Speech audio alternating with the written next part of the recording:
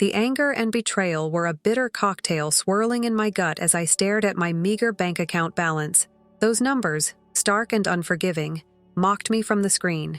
Barely enough for next month's groceries. I'm Margaret Anderson, a junior at Columbia University, and until today, I thought I understood my family. Life, however, has a cruel sense of humor, shattering your illusions when you least expect it. My mind drifted back to a Christmas morning when I was 12. My younger sister Charlotte had just turned 10. "Mom, Dad, look what Santa brought me!" Her excited squeal echoed through the living room as she unwrapped a brand new iPad. I sat quietly with my new sweater and books, catching my mother's eye. That familiar expression, the one that silently pleaded, "Be the mature one, Margaret. Charlotte needs the extra encouragement, dear. You understand, don't you? You're our responsible one." Those words had become a suffocating mantra throughout my life. Every time Charlotte needed something extra, I was expected to understand, to step back, to sacrifice. Now, 15 years later, history was repeating itself, but this time, the stakes were much higher. My parents had just dropped a bombshell. They could no longer afford to pay for my remaining 2 years of college. "Sweetheart, we need to have a serious discussion about your college expenses," my father had said, his voice heavy. The timing wasn't lost on me. This serious discussion conveniently surfaced right after Charlotte finally graduated high school. On her third attempt, that evening, we sat around the dining table, the aroma of Mom's pot roast doing little to mask the tension. Charlotte, oblivious as ever, was practically bouncing in her seat. "I applied to Yale, Harvard, and Princeton. Just imagine if I get in." I nearly choked on my water. After failing high school twice, my sister had suddenly set her sights on the Ivy League. "Margaret," my father began, his voice carefully neutral, the tone he always used when delivering bad news. I set down my fork, a knot forming in my stomach. "With Charlotte heading to college soon, we've had to reassess our financial situation. We won't be able to continue paying for your education." The words hit me like a punch to the gut. I stared at him, waiting for the punchline, the just kidding that never came. "What do you mean you can't continue paying? I'm halfway through my degree." "We know it's difficult to understand, but Charlotte needs our full support right now. You're older, more capable. You can take a year off, work, save up." My eyes flicked to Charlotte, who had suddenly become very interested in her plate. The unfairness of it all made my hands tremble. "So you'll pay for all 4 years of Charlotte's education, but you're cutting me off halfway through mine? Your sister needs more support. You've always been the independent one." There it was again. Always the independent one. Always the responsible one. I pushed back my chair and stood up, the room suddenly feeling too small. "I need some air." The next day, I went through the motions at the campus bookstore, my part-time job. As I organized the new textbooks, my mind was a whirlwind of calculations. 3 years at the bookstore had taught me the value of every single dollar I'd meticulously saved, but it was a pittance compared to 2 years of Columbia tuition. Earth to Margaret. "You've been staring at that same book for 5 minutes. Rachel's voice snapped me back to reality. My closest friend and coworker gave me a sympathetic look. "Sorry, just trying to figure out how to magically conjure up enough money for tuition. Still can't believe your parents dropped that bomb on you. Have you looked into student loans?" I nodded, pulling out the scribbled calculations from my break. The numbers were daunting. Even with loans, I'd be saddled with debt for years, and that was assuming I could even get approved without a cosigner. "What about your grandparents, the ones in Connecticut?" "You've mentioned how close you are to them," Rachel suggested. Her words sparked a memory. Last Christmas, my grandfather had made a strange comment about investments he'd made for his grandchildren's future. I remembered how my parents had quickly changed the subject, steering the conversation in another direction. At the time, I hadn't thought much of it. "Rachel, you're brilliant," I exclaimed. "I need to make a phone call."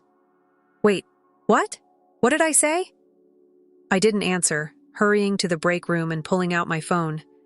My hands trembled slightly as I dialed my grandparents' number. The phone rang 3 times before my grandmother's warm, familiar voice answered. "Margaret, darling, what a lovely surprise." "Hi, Gran. I need to ask you something important. Is grandfather there?" "Of course, dear. Let me put you on speaker." I heard some rustling, then my grandfather's deep voice joined the conversation. "There's our future journalist. How's college treating you?" The mention of college made my throat tighten. I took a deep breath. "Actually, that's why I'm calling. Mom and Dad told me they can't afford to pay for my remaining 2 years. They want me to take a year off." The silence on the other end was deafening. When my grandfather spoke again, his voice had lost its warmth. "What do you mean they can't afford it? What happened to your college fund?" My what?" "The college fund we set up for you when you were born, dear. We gave it to your parents when you turned 18. My grip on the phone tightened. The break room suddenly felt very small. "I never knew about any college fund." "How much was in it?" "Enough to cover your entire college education, Margaret. We set up one for you and one for Charlotte." The revelation hit me like a ton of bricks. All this time, there had been money specifically set aside for my education. They never told me. They never said a word. My grandfather's voice turned stern, a tone I rarely heard from him. "Stay where you are, Margaret. Your grandmother and I will drive up tomorrow morning. We need to get to the bottom of this." "No, please let me handle this first," I pleaded. "I need to find out where that money went." "Darling, are you sure? This is a serious matter." The initial shock was wearing off, replaced by a cold determination. I glanced at the clock. My shift would end in 20 minutes. "Yes, I'm sure, but I might need your help later. Could you send me any documents you have about the college fund?" "Of course, dear. We'll gather everything." After ending the call, I walked back to the storefront, my mind racing. Rachel took one look at my face and knew something was wrong. "You look like you've seen a ghost. What happened?" "I need a favor. Can you cover the rest of my shift? I have to go home right now." "Of course, but text me later. Okay? You're scaring me." The drive home felt like an eternity. When I finally pulled into the driveway, I noticed Charlotte's new car parked outside, the shiny blue BMW our parents had bought her as a graduation present. Now, I wondered whose money had really paid for that car. Inside, I found my mother in the kitchen, humming as she prepared dinner. She smiled when she saw me. "You're home early. I'm making your favorite, lasagna." "Mom, we need to talk about the college fund. The one Grandpa and Grandma set up for me." The spatula in my mother's hand clattered to the floor. Who told you about that?" Her face had gone pale, her hands trembling as she picked up the fallen utensil. "Does it matter? What happened to my college fund, Mom?" The kitchen was silent, save for the quiet bubbling of the sauce on the stove. "Your father and we had to make some difficult decisions over the years, for the family." "You mean for Charlotte?" My voice was steady, but inside, I was shaking. Years of memories were suddenly shifting, taking on new meaning. "Your sister needed special attention, the private tutors, the extra classes, her car to help her get to study sessions. So you used my college fund money. That Grandpa and Grandma saved specifically for my education? We always meant to replace it, but then there were the family vacations, and Charlotte's third attempt at high school wasn't cheap." The pieces were falling into place. Every luxury, every necessary expense for Charlotte, every family vacation, all paid for with my future. "Does Charlotte know?" I asked, my voice barely a whisper. "Does she know her car was bought with my college money?" "Please, Margaret, you can't tell her. It would break her heart." I let out a bitter laugh. The irony was almost too much to bear. "What about my heart, Mom? What about my future?" Just then, I heard the front door open and my father's familiar footsteps in the hallway. "Something smells good. Is that lasagna?" He walked into the kitchen, his smile fading as he took in the scene. My mother's pale face, my rigid posture. Dad, perfect timing. We were just discussing my college fund, the one Grandpa and Grandma set up for me. Mary, who told her? They called them, Robert. They told her everything. I watched as my father's expression shifted from shock to defensiveness. No, Margaret, you have to understand. As parents, we had to make decisions for the whole family. Like spending my education money on Charlotte's new car, on family vacations. Your sister needed that car for her studies, and those vacations were important for family bonding. I pulled out my phone, showing them the email I'd just received from my grandfather, documents detailing the original college fund. According to this, there was enough money for my entire college education. Where did it all go? Sweetheart, please try to understand. The sound of a car door slamming outside interrupted us. Charlotte was home. Hey everyone, you won't believe what happened at my college prep class today. Charlotte bounced into the kitchen, her BMW car keys dangling from her hand. She stopped short when she saw our faces. What's going on? Why does everyone look so serious? I looked at my parents, waiting to see if they would tell her. When they remained silent, I made the decision for them. That car you're driving, it was bought with my college fund money. Money our grandparents saved for my education. What? No. Mom and Dad bought me that car. They said it was a graduation present. Charlotte, honey, it's complicated. Is it? Tell her about the college funds Grandpa and Grandma set up for both of us. Tell her how you spent mine, but kept hers safe. The color drained from my sister's face as she looked down at her car keys. Is this true? You spent Margaret's college money on me? We were just trying to help you succeed, Charlotte. You needed extra support. Charlotte's voice cracked, and for the first time, I saw genuine horror in her expression. I don't want the car. Not if it was bought with Margaret's future. Charlotte placed her car keys on the kitchen counter, her hands trembling. Don't be dramatic, Charlotte. What's done is done. Dramatic? You stole from my sister to give me luxuries I didn't even earn. I watched in surprise as my usually pampered sister turned to face our parents, anger blazing in her eyes.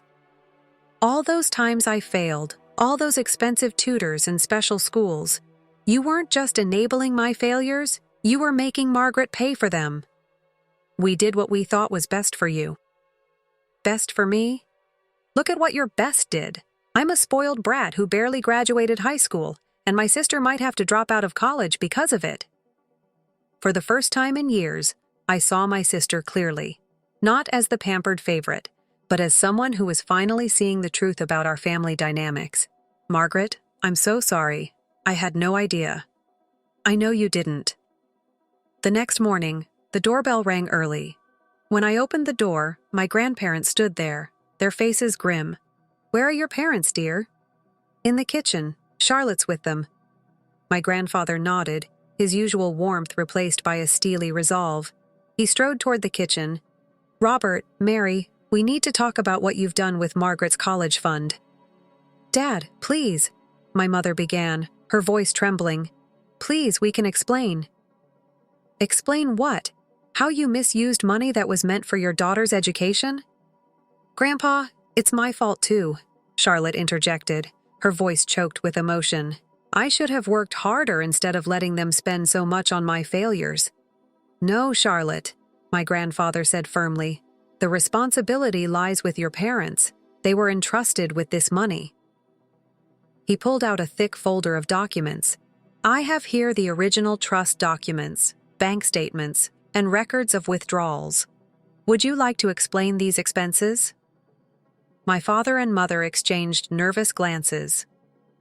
Those withdrawals were necessary for the family's needs, my father stammered.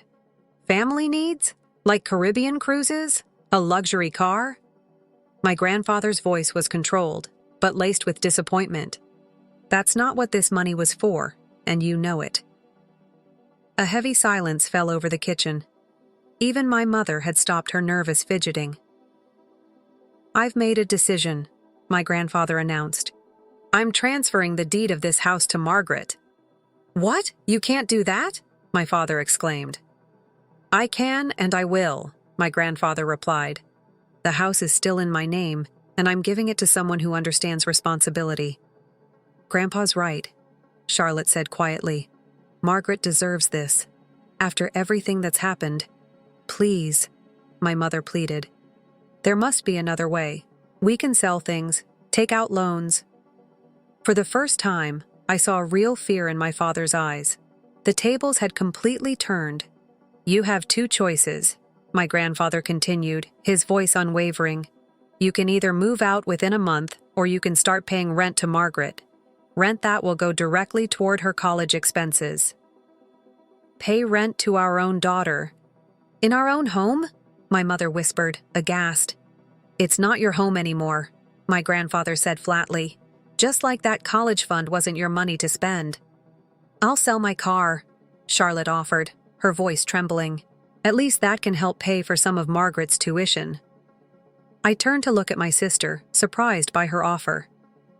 "It's the right thing to do," she said. "I don't deserve things bought with your future." Something shifted in me at that moment. Despite everything, I saw genuine remorse in my sister's eyes. "Keep the car, Charlotte," I said softly, "but promise me you'll work hard in college. Really work this time." Tears welled up in Charlotte's eyes as she nodded. A month passed since the confrontation in our kitchen.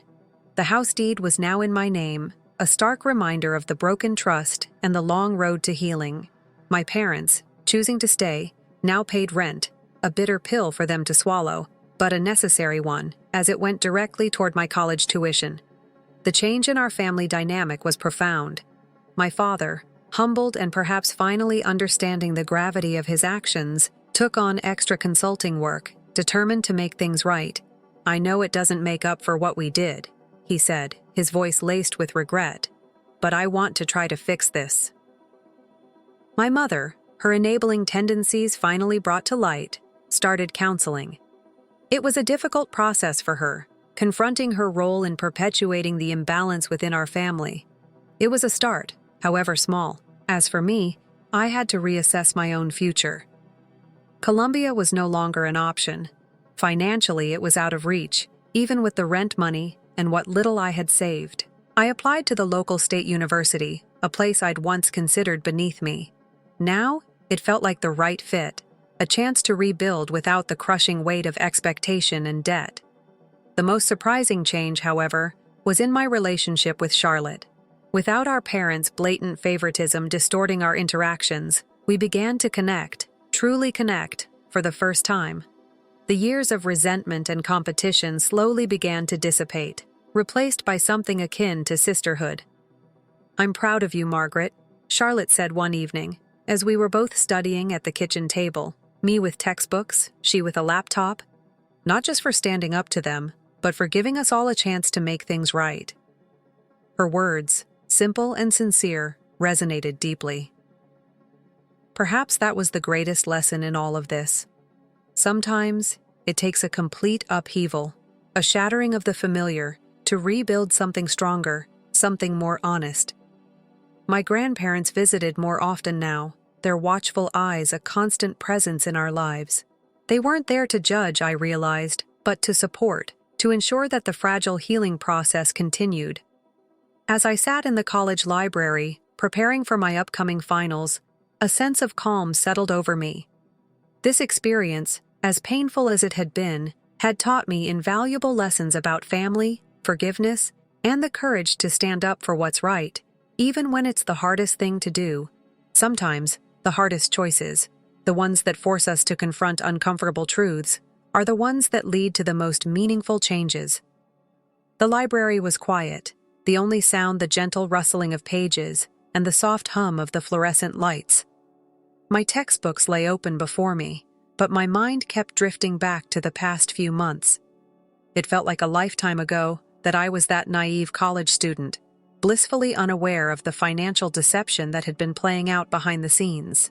Now, I was a homeowner, a reluctant landlord, a sister forging a new bond, and a daughter navigating a complex relationship with parents who were slowly, painfully, learning the consequences of their actions. It wasn't perfect. Healing wasn't linear. There were still moments of anger, moments of hurt, moments of awkwardness. But there were also moments of connection, moments of understanding, and moments of hope. My parents, to their credit, were trying. My father's extra work was a tangible demonstration of his commitment to rectifying the situation, and though the resentment lingered, I could see the strain in his eyes, the genuine desire to earn back our trust. My mother's journey was more internal, a quiet struggle to unravel the patterns of behavior that had caused so much damage. Therapy, she told me, was helping her understand the roots of her favoritism, the reasons behind her inability to say no to Charlotte, even at my expense. And Charlotte, she was a revelation.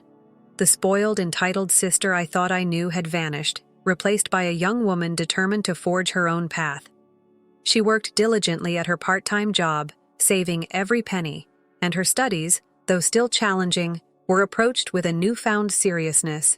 The BMW, once a symbol of our family's dysfunction, was now just a car, a means to an end. My grandparents, bless their hearts, were a constant source of support. Their visits were less about policing my parents and more about offering a steady presence, a reminder that family, true family, was about unconditional love and unwavering support. They understood that forgiveness wasn't something that happened overnight. It was a process, a journey with its own twists and turns. As I closed my textbooks, a sense of peace settled over me. The anger was still there, a dull ache in the background, but it no longer consumed me. I had found my voice, stood up for myself, and in doing so, had inadvertently given my family the opportunity to confront their own shortcomings. The future was uncertain. I didn't know what the next few years would hold, but I knew I would face them with a newfound strength, a resilience forged in the fires of betrayal and tempered by the hope of reconciliation.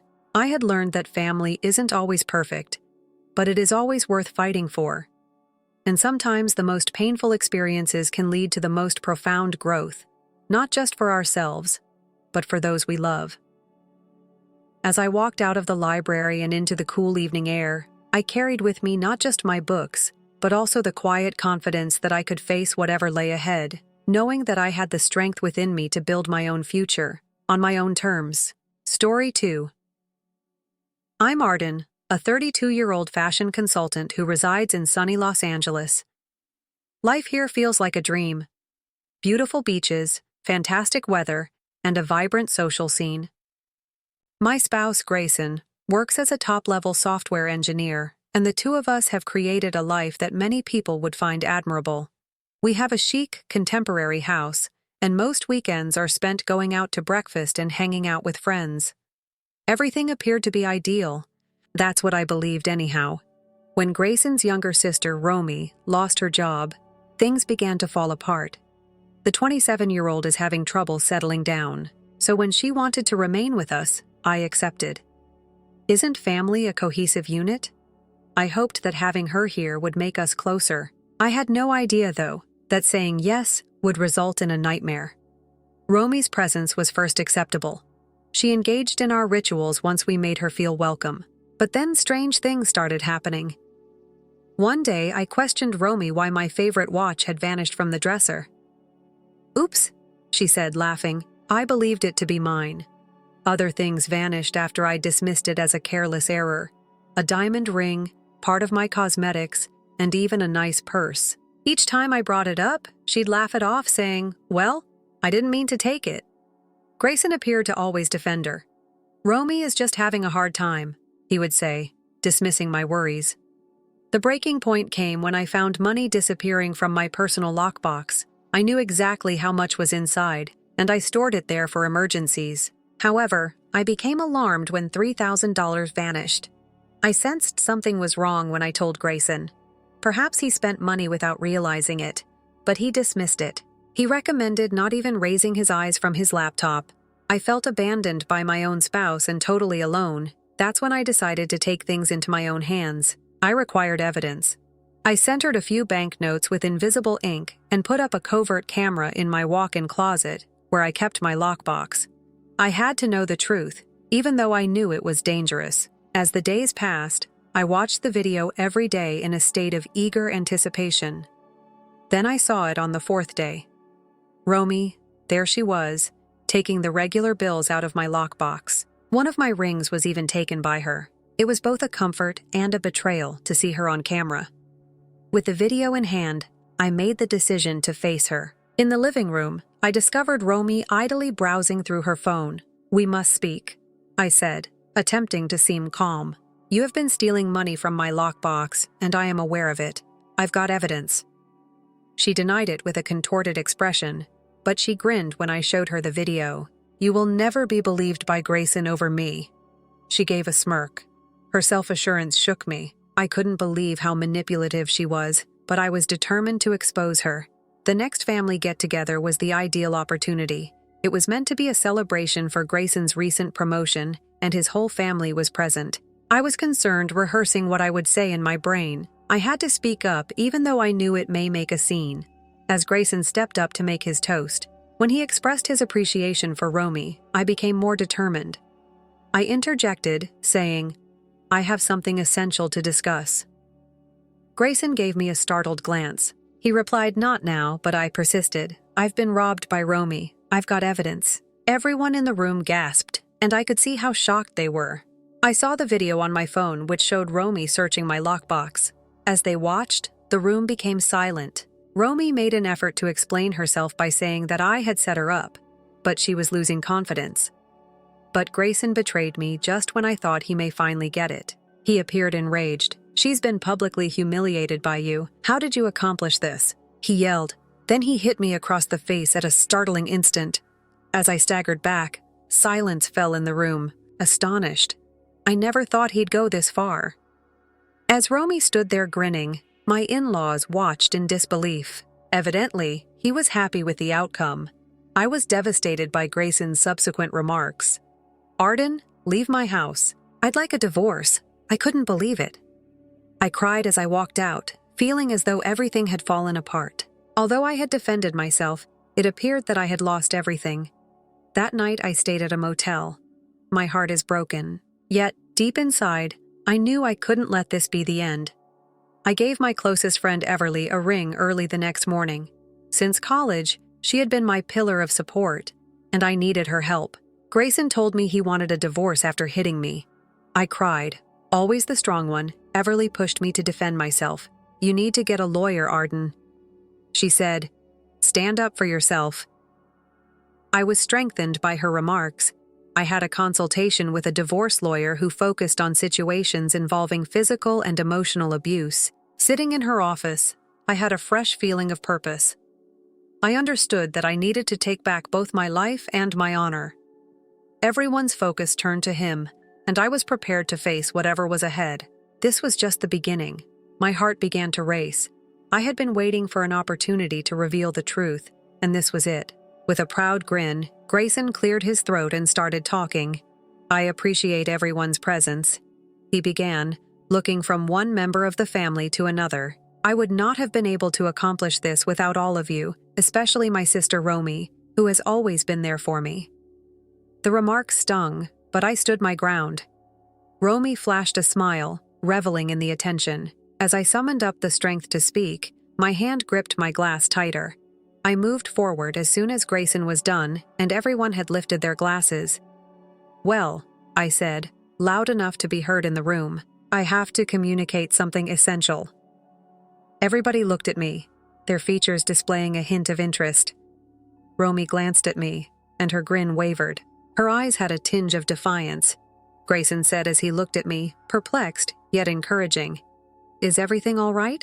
"It's not, Grayson," I answered in a calm but passionate voice. "I feel like I have no other option, even though I didn't want to bring this up in front of everyone." The room fell still, and a thick hush descended upon us. Romy folded her arms, a mask of pretended innocence covering her face. "Romy has been stealing money from my lockbox, and I know it," I said, continuing to look at her. "I've got evidence, Grayson. I caught it on video." The room echoed with gasps, and I could feel the pressure of everyone's stares.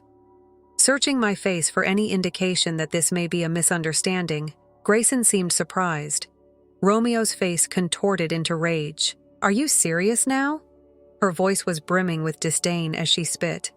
Are you really going to use unfounded accusations to spoil this family get-together? I refused to be intimidated by her and stood my ground.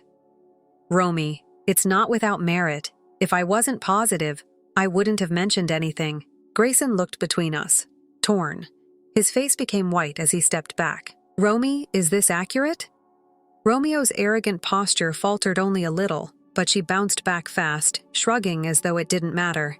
She's being theatrical, Grayson. Her statements lacked conviction, but it's likely that she lost the money and wants someone to blame. I could see Grayson's trust beginning to erode as he examined her. Finally, in a strained voice, he replied, "Show me the footage." With trembling hands, I took out my phone and navigated to the video. As the video played, I kept my chin up despite the family getting closer, and I could feel their critical looks. Romeo's expression changed from rage to fear, and by the time it was over, I knew I had her trapped. Grayson appeared to be inconsolable. His words was little more than a whisper as he turned to Romy. Why? Why would you do this? Romy was unable to respond. Her face reddened with shame. Grayson turned back to me, and there was silence in the room. He had humiliation and regret in his eyes. "I'm so sorry. I didn't know." I nodded, experiencing a mixture of relief and regret. The truth had been revealed, but at a price.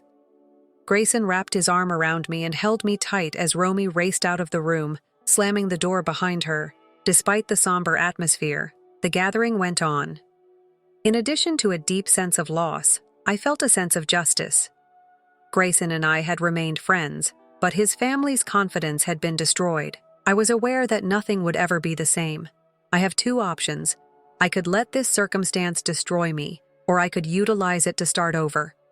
The agony was intense, yet I sensed a spark of resilience rising inside me. I had been duped for far too long, and my voice had gone ignored. I now had to discover my own power. I grabbed my phone and started phoning pals, those I drifted away from when I was dating Grayson. The amount of support I got was tremendous. Offers of assistance and encouraging messages came pouring in. I gradually came to understand that I wasn't fighting this battle alone. Some folks genuinely cared about me and wanted me to move past this betrayal. I concentrated on starting again throughout the course of the following several days. I started researching lawyers and located a temporary location to stay. I was aware that I would have to face Grayson once more, but I would be ready. Though I still felt a mixture of hurt and rage at the notion of meeting him, my determination was getting stronger every day. The evenings when memories would come flooding back, and I would mentally relive the encounter were the most difficult. A dagger twisted in my chest at the thought of Grayson supporting Romy and her triumphant grin. But with each agonizing remembrance, I told myself that I deserved better, that I was more than the sum of this treachery. I felt like I had a purpose again as the days stretched into weeks. I wasn't only battling Romy for justice, I was battling for my happiness again, for my future, and for myself. Even though I knew the road ahead wouldn't be simple, I felt more determined than ever. Piece by piece, I would rebuild my life and emerge from this stronger than before. Even though I lost my marriage as a result of Romeo's trickery, I gained something much more worthwhile in the end, the knowledge that no one could take away my inner strength, which came from within. There was a fresh sense of clarity and tranquility every day. I was succeeding at work, concentrating on my professional goals and the connections who had supported me through it all. In addition to confirming my commitment, my promotion and fashion consulting served as a reminder of my own tenacity. Putting all of my efforts into something I liked and could really shine was powerful. As usual, Everly was with me, honoring every triumph and serving as a reminder of my newly discovered strength. "I knew you were capable," she'd say with pride, and every time it seemed like more piece of me was mending. Weekends were spent exploring the city, discovering new cafes, laughing, and savoring moments that brought back memories of my life before Grayson and Romy completely upended it. Eventually, Grayson and Romeo's turmoil disappeared from my consciousness. Although I occasionally received updates from mutual friends, I was no longer concerned about their difficulties or the consequences. Romy was still dealing with her legal troubles, while Grayson had quit his company, unable to re-establish his image. I'd be lying if I claimed I didn't feel some satisfaction. Their decisions were costing them dearly. However, as time passed, I noticed that my attention was turning inward, away from the suffering they had caused and towards the life I was creating. I once saw the city lights from the balcony of my flat one evening. I felt free for the first time in a long time. My heart was no longer weighted down by betrayal or hatred. Rather, I had a sense of lightness and hope for the future. I had discovered how to defend myself, to turn away from those who didn't deserve my affection and allegiance, and to live a life that was consistent with my principles. Although I was aware that there would be difficulties, I also knew that I was stronger than before. I had learned from this journey that it was worthwhile to fight for my independence, happiness, and self-respect. I felt prepared for whatever was ahead as I inhaled deeply of the refreshing nighttime air, letting go of the past and embracing the future in its entirety. With my divorce processes in full flow, I spent the next several weeks concentrating solely on rebuilding both myself and professionally. I was getting closer to building a future that truly felt like mine with every step I took. Even while the court cases caused me to feel anxious, they also gave me optimism, which enabled me to approach every obstacle with newfound vigor. One afternoon, my lawyer, Sloan, phoned with news that nearly took my breath away. "Excuse me?" "We have reached a settlement with Grayson," she stated. As she went on, my heart pounded. "In addition to ensuring that a restraining order is in place to stop any unwelcome contact, you will get a fair portion of the assets. Thank you." Sloan. I succeeded, my voice full of appreciation. My liberation was symbolized by this win, an enormous step towards taking back my life. I made the decision to celebrate that night. To start this new chapter, I contacted Everly and invited her to a little housewarming celebration. "We must raise a glass to a new beginning," she said. I relished the peace and happiness that for the first time permeated my flat as I spent the next 2 hours arranging flowers and setting up refreshments. Beverly brought champagne to fresh starts when she arrived. She toasted, raised her glass, and to kicking poisonous individuals out of your life. We laughed, reminiscing about college while experiencing a unique and authentic joy. A few weeks later, I ran into Sander, an old friend from the fashion world, while out on a morning walk with Lawson, the rescue puppy I had just acquired. "It's been so long, Arden. How are you?" he inquired. I was eased into the conversation by his kind grin. "I'm doing fine, honestly," I responded, keeping it light. "Just getting out of a hard time." He gave a knowing nod.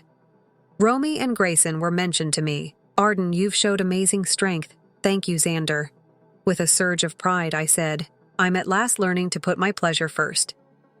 We eventually went out for coffee, and while we conversed, I felt a connection I hadn't had in a while. After exchanging phone numbers, I started thinking about potential new relationships for the first time. The burden of the past no longer restrains them. My phone unexpectedly displayed a message from Grayson one evening. "I simply wanted to apologize. I now understand how deeply I offended you. I hope you're happy." His words stirred old wounds, but I recognized he was finally acknowledging the pain he'd caused. I inhaled deeply before answering politely and clearly. "Grayson, thank you. Thank you for your message, but I must now put myself first. I wish you well, but I cannot go back." I experienced a significant weight lift after that. I was truly closing the door on the past as I settled in for the night. Lawson curled beside me. I thought about everything that had happened to me. This trip had been about change as much as survival. I had discovered the value of respecting oneself, the strength to defend oneself, and the courage to face the unknown. Each day I grew more resilient, ready to welcome whatever life had to offer. I had experienced betrayal, but I had discovered a resilience I was unaware I had. I've occasionally come to the realization that the first step to discovering who you are and creating a more promising, independent future is losing everything. I had a profound sense of calm as I fell asleep. For the first time in a long time, I was prepared to face the uncertain road ahead. One step at a time, in the days that followed, I found myself settling into patterns that offered a startling feeling of security and comfort. Each morning, I took Lawson on a stroll in the neighborhood, feeling the fresh air on my cheeks. Inhaling a fresh sense of liberty. It was in these peaceful moments that I felt most connected to myself, no longer shackled by the roles I'd formerly attempted to play for others. I was letting go of bits and pieces of my former life with each step. Discovering something new within myself at work, I poured my heart into my projects. After noticing my commitment, my employer gave me greater responsibility, which was thrilling and difficult. My ability to contribute creativity and vision to my work, as well as to each project I finished, allowed me to flourish. I had a stronger sense of achievement. I was proving to myself that I could stand strong, that I didn't need anyone else to define my worth. One evening, while I was calming down after a hard day, my phone buzzed with a message from Xander. "This Friday, dinner. I'd love to catch up again," he wrote. For the first time in a long time, I felt a flutter of exhilaration. After a moment of hesitation, I replied, "Sounds wonderful." Anticipating it. I felt a smile come across my face. This wasn't just about a dinner date. It was about giving myself permission to be open to new possibilities and to experience joy once more, without fear. Friday arrived swiftly, and I took extra time getting ready, picking an outfit that made me feel confident. When I arrived at the restaurant, Xander was already there, waiting with a welcoming smile. We were able to have a smooth discourse all evening. We discussed our occupations, aspirations, and the destinations we wished to see with him. There was just a straightforward, sincere connection that I hadn't realized I was missing. No pressure, no criticism. Xander accompanied me to my car at the end of the night. "I'm really glad we did this," he said softly, looking at me with a sincerity that felt refreshing. "Me too," I said, my chest beginning to warm up. I recognized then that I was finally letting go of the past. I didn't need to glance back anymore. I was making progress towards a future, little by little. I had my own terms when I was building. My life continued to change during the ensuing months in unexpected ways. Slowly but gradually, my friendship with Xander developed into one that felt genuine and supportive. He never attempted to cast a shadow over my path, valued my individuality, and appreciated my tenacity. It was the kind of collaboration I had previously only imagined, one that did not attempt to reinvent me, but rather praised who I was. During times of introspection, I recall the suffering I had gone through, the concerns that used to keep me up at night, the betrayal, and the anguish. However, they suddenly seemed far away, almost like phantoms from another world. I viewed them as reminders of my power and potential for development, rather than as scars. I've come to this position of peaceful confidence and self-assurance because of every tear and restless night. I discovered a picture of Grayson and myself for a minute one afternoon while organizing some old boxes. I experienced a brief wave of nostalgia, like a faraway echo, and I experienced thankfulness in place of grief. I had been shaped by that period of my life. However, I was no longer defined by it. I snapped the picture, put it back in the box, and shut the lid, prepared to put it behind me. A year later, as I stood in my own shop, a goal I'd finally accomplished, I marveled at how far I had come. With pride in their eyes, friends and family gathered to celebrate Everly with me. "You would do it," I knew. As I turned to face my supporters, she whispered and gave me a firm embrace. I experienced an overwhelming sense of thankfulness for each of them, as they assisted me in taking back my life and creating a future that was exclusively mine. When I looked back, I saw that what I had thought was the end was actually just the beginning. After losing all that was no longer useful to me, I found a strength and purpose that were quietly waiting for me. I've learned from my experience that happiness isn't always simple, but it's always worth fighting for, and that sometimes the most difficult times result in the most beautiful changes. Story 3. Raised by a single mother who never seemed to stop, Erica grew up in a small house on the suburbs of Detroit. Little more than a phantom in her mind, her father had abandoned her when she was only a toddler. To keep the lights on and food on the table, her mother, Lisa, spent long hours cleaning offices during the day and working as a server at night. Erica watched the wrinkles develop on her mother's face with a mixture of respect and grief. But Lisa never grumbled as the years went by. Even if her uniform smelled somewhat of cleaning products and oil when she got home late at night, she would still find time to fix her favorite pants or quiz Erica on her schoolwork. "You will do great things, child," she would say, smiling wearily as she brushed Erica's hair back. "Larger than I could possibly be." Erica carried those words with her, making them the cornerstone of her goals. Even if it meant taking on extra work, Lisa was able to maintain Erica enrolled in respectable schools in spite of their difficulties. That wasn't something Erica took for granted. She put a lot of effort into her studies. After courses, she would spend hours in the library, nose deep in management and financial literature, determined to make her mother's sacrifices in high school matter. She was not content to merely survive. She desired to prosper. By the time she received her degree, her efforts had been fruitful. She was awarded a full scholarship to attend Michigan State University to study business management. College went by quickly. Erica kept her head down, balancing internships and homework, while many of her classmates partied into the night. With everything on her shoulders, she couldn't afford to take it easy. As a continual reminder of her motivation, she kept a photo of her mother in her dorm room. Even on the worst days, Erica found strength in the thought of Lisa in her worn work uniform, smiling despite her weariness. In search of possibilities in the big city, she packed her things into 2 bags and relocated to Chicago after graduating. When she got there, reality hit hard. Her apartment barely had enough space for a walk-in closet. She could hear every word of her neighbors' late-night conflicts since the walls were thin enough. There were times when she wondered if she had made the right decision, and dinner was frequently little more than instant noodles. Erica, however, didn't give up easily. She got an entry-level position as an administrative assistant at a downtown corporate company. She put her all into the task, even if the salary was just enough to get by. She volunteered for additional work, stayed late, and learned everything she could.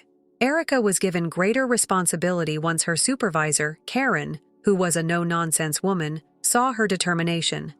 One evening, Karen handed Erica a stack of files and remarked, "You remind me of myself at your age. You will succeed if you continue." After 2 years, Erica's promotion to project coordinator was the first significant event. Her career took off from there when she was 28. She had worked her way up the corporate ladder to become the department head, managing a staff of 20. Her approach to leadership was refreshing, fair yet firm, with a foundation of respect at all times. "If you treat this job like it's yours, one day it will be," Erica frequently said during trainings, demonstrating her belief in empowering her staff.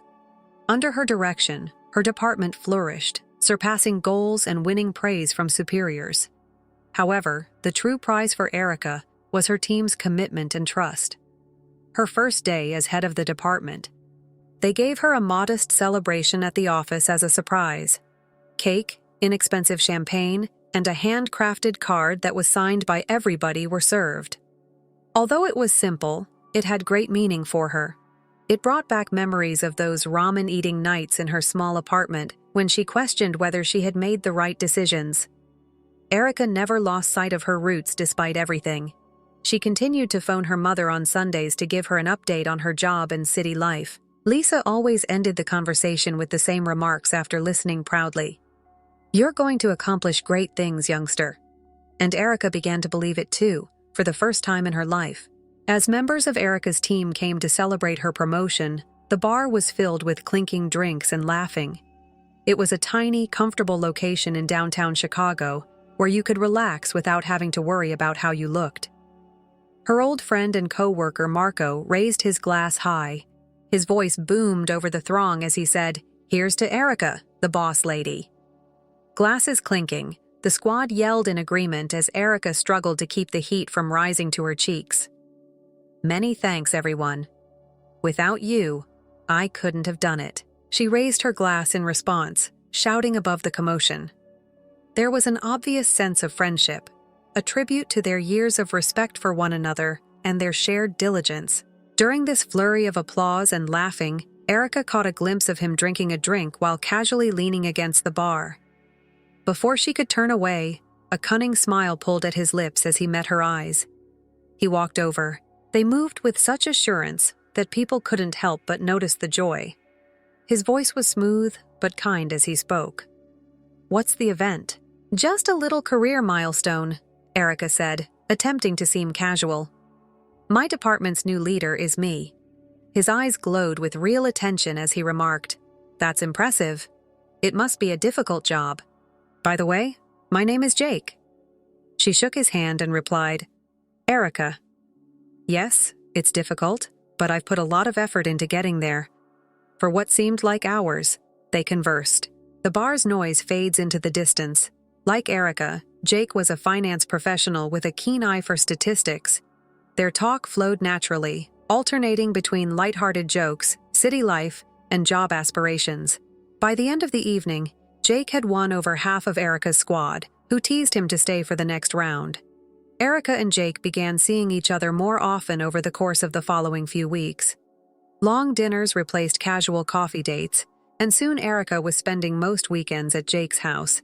His apartment, a large, expansive room with floor-to-ceiling windows, high ceilings, and a movie-like view of the Chicago cityscape, was a sharp contrast to her own. In spite of its opulence, it possessed a coziness and comfort that Erica hadn't anticipated. Despite his success and charisma, Jake possessed a groundedness that Erica appreciated. He was quick to make her laugh, but he also paid close attention when she talked about her childhood memories or the difficulties she had at work. "You're amazing. You are aware of that." As they gazed at the city lights from his balcony, he would say, drawing her near, "Everything you've made is for you. It's not common. They have been dating for 6 months." Jake asked Erica to supper on a cool fall evening. She didn't give it much thought. He prepared meals for her frequently. He said it wasn't a huge deal to surprise her with lavish cuisine. However, there was a change in him that evening. He appeared preoccupied. A tense energy took the place of his customary easy assurance. The city spread out below them like a sea of sparkling lights when they went out onto the balcony after supper. Jake took her hands in his and turned to face her. In sharp contrast to his normal poise, his hands were clammy. "Erica," he said, his hands shaking, but his voice was firm.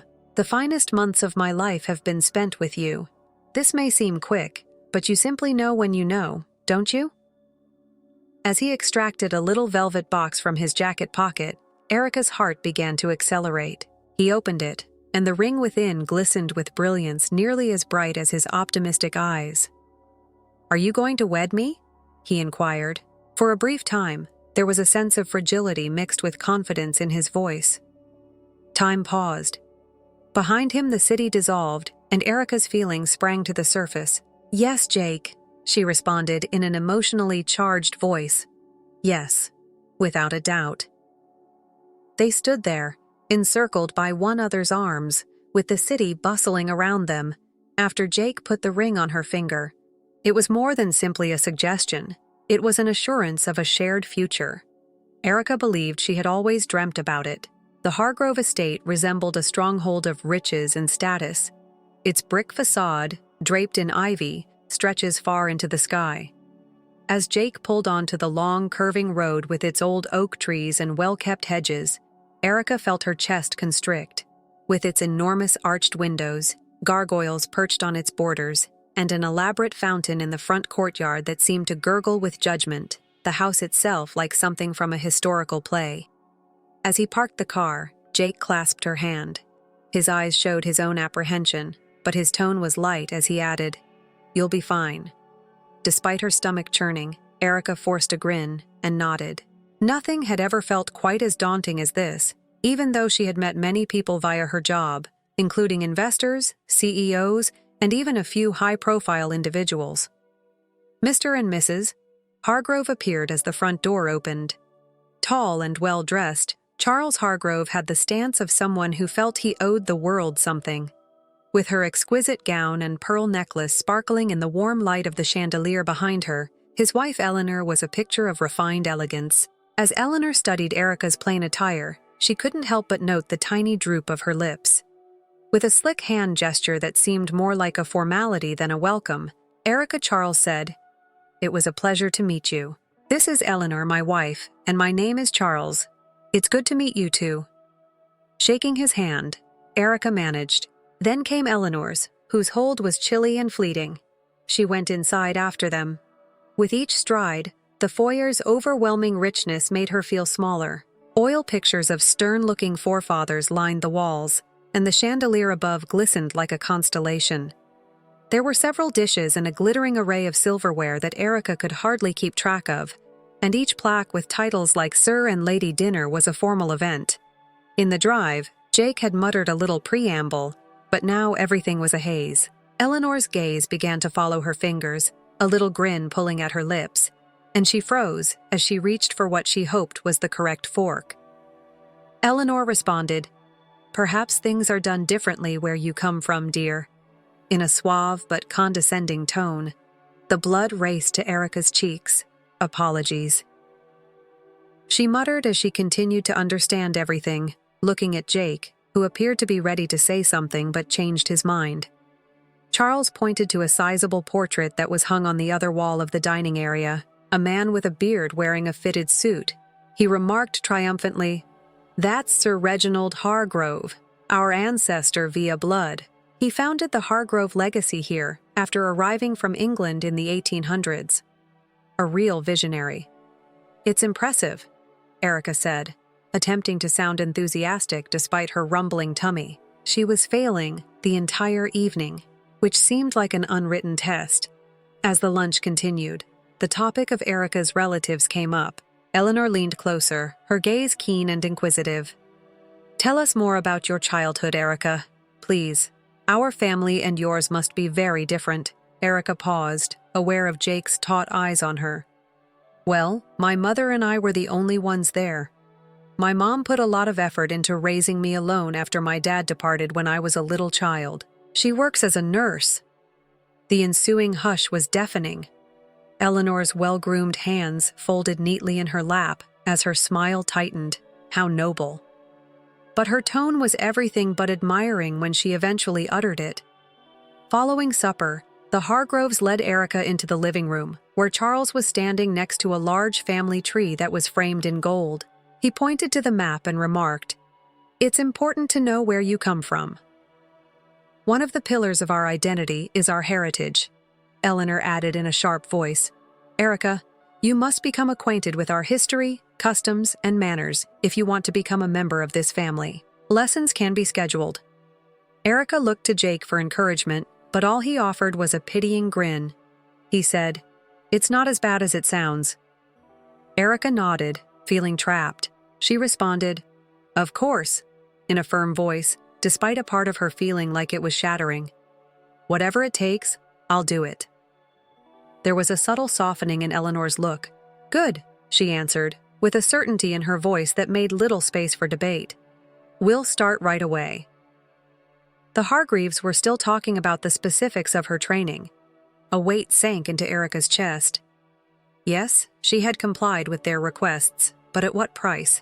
She couldn't help but wonder if she was gradually losing herself as she sat there surrounded by judgment and luxury. The weeks before the wedding were a haze of commitments, due dates, and ongoing inspection.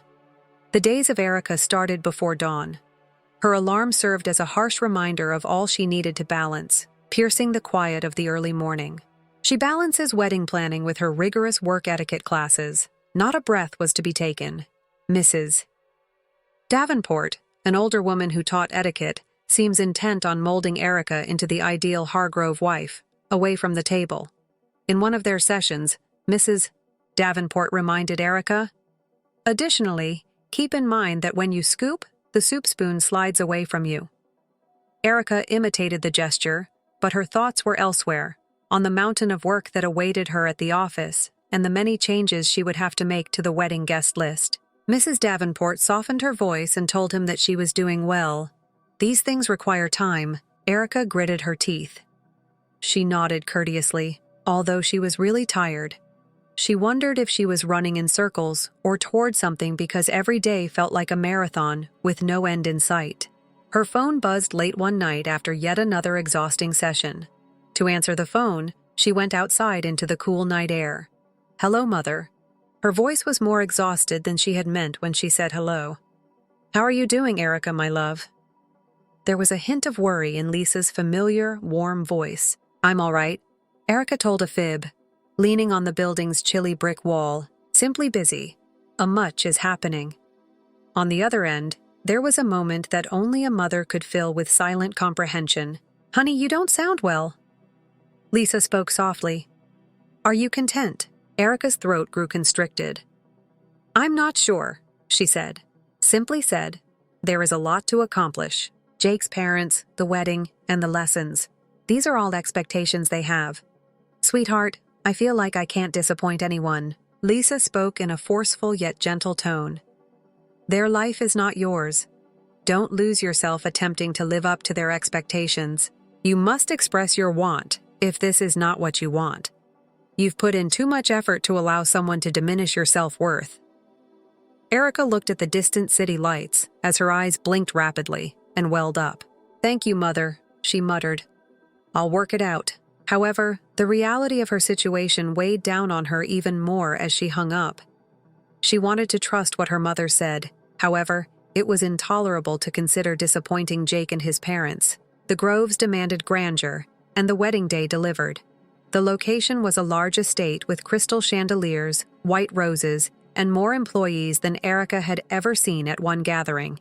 Her flowing white dress should have made her feel like a queen. Instead, though, she felt alienated and like a different kind of spectacle.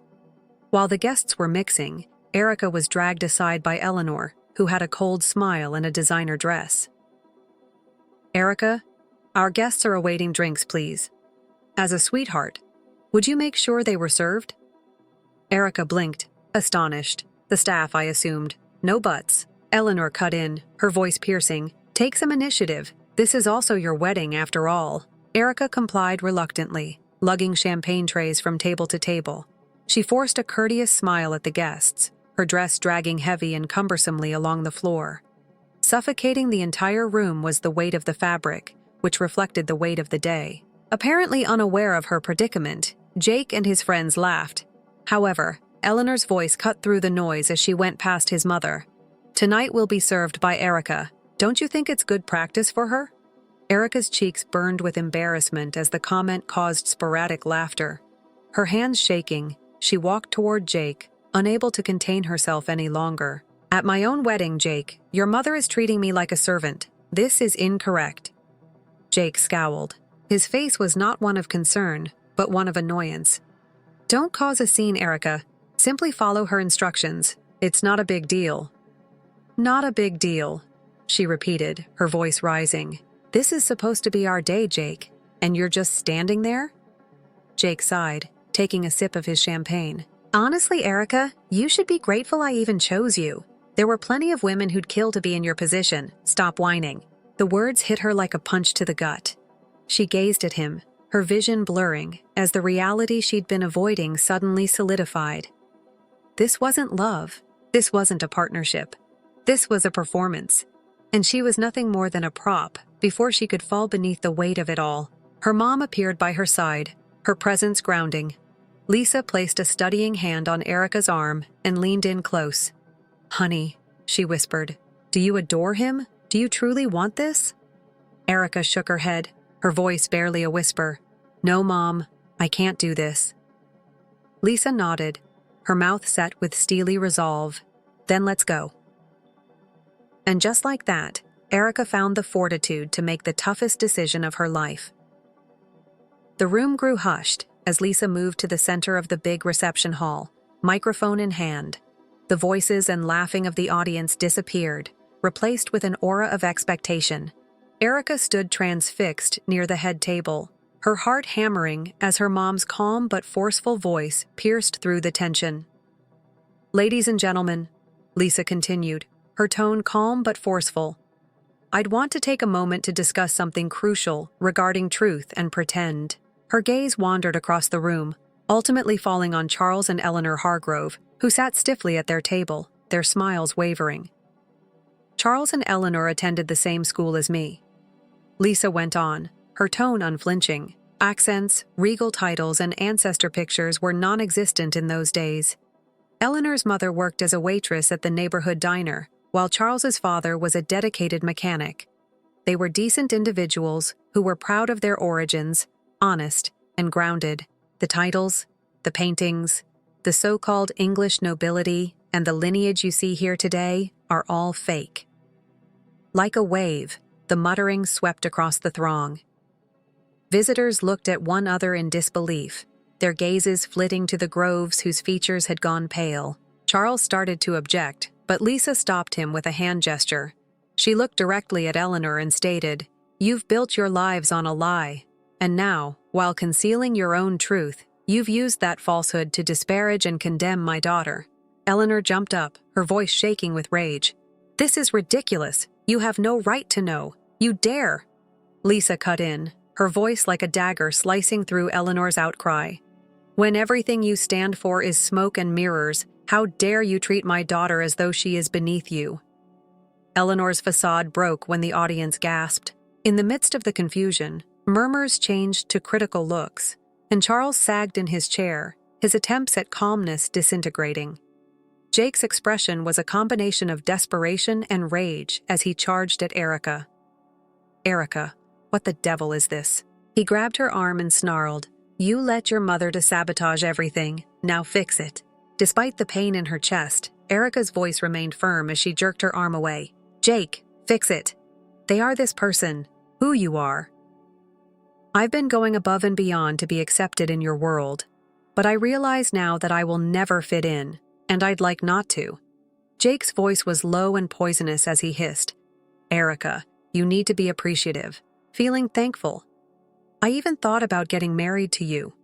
Would someone like you be taken by anybody else? A girl without ancestry or heritage. I'll always be better than you." When the word struck her, Erica experienced a wave of clarity rather than a breakdown. Her shoulders have straightened, and she is glaring at Jake with unyielding determination. "Jake, you're correct. I will and I can do better." Erica turned to her mother and took solace in Lisa's resolute, proud eyes. Together, they left the harsh woods and their decaying facade behind and made their way toward the exit, past the steps and murmurs. Erica felt lighter than she had in months as she walked out into the cool night air. She had abandoned the life she believed she wanted in favor of something far more valuable: her independence, her dignity, and the opportunity to create a future for herself. In the weeks after the disastrous wedding, the meticulously built world of the Hardgrove fell apart like a house of cards. In their social circles, word of their fake ancestry traveled swiftly. The town is talking about the story of their deceit. High society gatherings stopped sending out invitations. Their formerly impeccable reputation was irreparably damaged, and business colleagues turned away. The Hardgroves were forced to sell their expansive estate and withdrew to a more subdued existence that was far different from the splendor they had claimed to have inherited. But without the protection of his family's reputation, Jake found it difficult to adjust. His haughtiness sounded hollow. Erica heard rumors that he was spending his evenings at bars, consuming alcohol and remorse to numb his frustrations. She made no effort to verify them. She had no desire to turn back, and his path was no longer hers to pursue. Erica instead concentrated on starting over. Going back to work was like entering a sanctuary. After learning about the wedding turmoil, her co-workers embraced her return. She was greeted first by Marco. He was holding a cup of coffee and had a smile on his face. "Erica, you escaped a bullet. Or a rocket, perhaps." He gave her the warm cup while joking. "It seems that way." Erica laughed in response. "Regards, Marco." Her co-worker across the office, Jenny, added her voice. "You're brave, girl. Few individuals would have had the fortitude to leave like that." Warmed by their encouragement, Erica grinned. In months, for the first time, she felt appreciated and seen for who she really was, not for who she may marry. The workplace turned, become a haven of comfort, a reminder of the life she had created for herself. Erica met Brian during this period of recovery. At a small get-together of their common acquaintances, they were acquainted. A backyard BBQ on a balmy summer afternoon, nothing extravagant. Erica Ortiz was instantly drawn to Brian's laid-back demeanor, quick grin, and sincere kindness. He held out a hand and said, "You must be Erica. You've been talked about a lot. I swear, everything will be okay." "Thank you," said Erica, shaking his hand. "You are Brian too, master of the resident grill and sporadic beer enthusiast." He laughed as he spoke. The two of them struck up a casual chat that continued well after the sun had fallen because of his contagious sense of humor. As their bond grew, Erica discovered that she was captivated to Brian's straightforward way of life. She was welcomed with warm embraces and sincere smiles by his family when she first met them. Simply put, "We're thrilled that Brian has discovered someone who brings him such joy," his mother murmured, embracing Erica tightly. The chilly, critical atmosphere of the Hargrove estate with Brian was a sharp contrast to the coziness of their home. There were no false pretenses or demands to meet some impractical benchmark. They developed an organic and genuine bond while talking late into the night and laughing over takeaway. It didn't seem necessary for Erica to prove herself. She could well be. Meanwhile, Erica was still doing quite well at work. Her employer invited her into his office one afternoon because he had observed her leadership and determination. He handed a packet across the desk and added, "Erica, we've all been impressed with how you've handled yourself these past few months. Now is the moment for you to go forward. Congrats. You've been elevated to the position of Director of Operations." Erica was proud of the news. It was more than simply a job title or salary. When she left the workplace that day, it was in appreciation of her perseverance and hard work. For the first time in a long time, she felt fulfilled. When Erica looked back on her trip, she saw how far she had come. She had left a life that didn't fit with her principles, gracefully handled the repercussions, and created a life where she was liked and appreciated for who she really was. She sat with a cup of tea on the balcony of her little but comfortable apartment, looking out at the city lights and grinning. She had barely settled in. It was her creation, and she was genuinely at ease for the first time.